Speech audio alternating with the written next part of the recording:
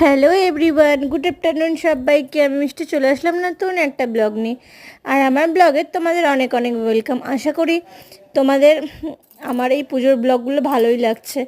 তো দেখো, এখন ভোগ হচ্ছিল আর এক পাশে যজ্ঞ হচ্ছিল।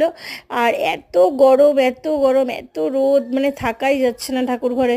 তাই ঠাকুর ঘরেই তো যজ্ঞ করতে লাগবে, মানে খুবই কষ্ট হচ্ছিল। বুঝতে পারছিলাম আমাদের যখন এত কষ্ট হচ্ছে, ঠাকুরেরও নিশ্চয়ই অনেক অনেক গরম লাগছিল, অনেক কষ্ট হচ্ছিল।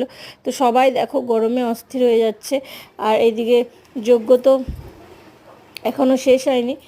আর দেখো হঠাৎ করে এমন আকাশটা অন্ধকার করে আসলো, আর পুরো বৃষ্টি ঝড়, এত বৃষ্টি ঝড় হঠাৎ করে নেমে আসলো। এটাতেই বোঝা যাচ্ছে যে পৃথিবীতে ঠাকুর বলে কিছু আছে, বুঝছো তো। কারণ না হলে, যদি ঠাকুর না থাকে তাহলে কোনো সময় এরকম হবে না। এত গরম, হয়তো মারও অনেক গরম লেগে গেছে।